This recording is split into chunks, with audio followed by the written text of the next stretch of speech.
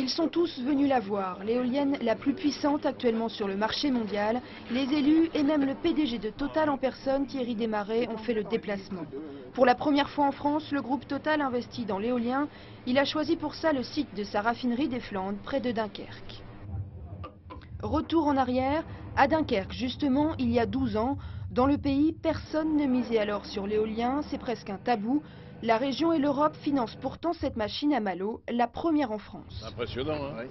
Entre-temps, une révolution s'est accomplie. Elle est d'abord technologique. Les éoliennes de Total sont 10 fois plus puissantes que leurs aînées.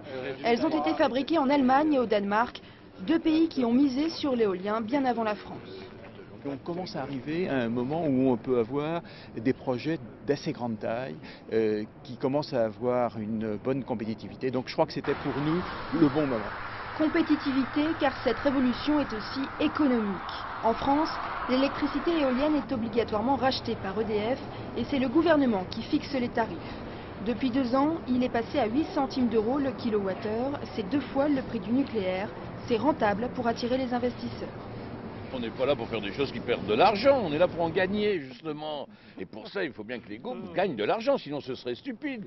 L'éolien, c'est pas un sacrifice collectif, c'est un choix collectif pour l'avenir.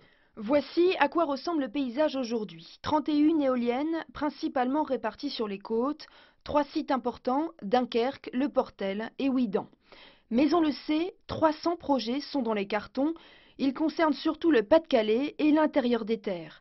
Parmi les plus gros projets, Fauquemberg, Fruges avec 134 éoliennes, mais aussi Hachette-le-Grand.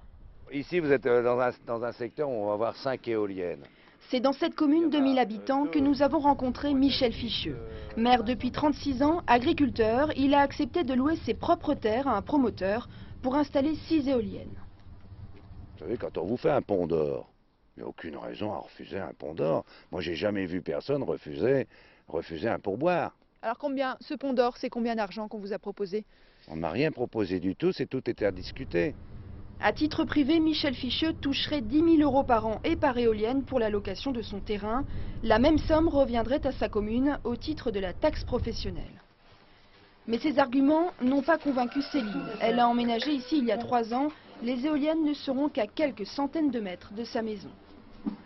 On avait un projet au départ qui était de vivre ici, dans la nature.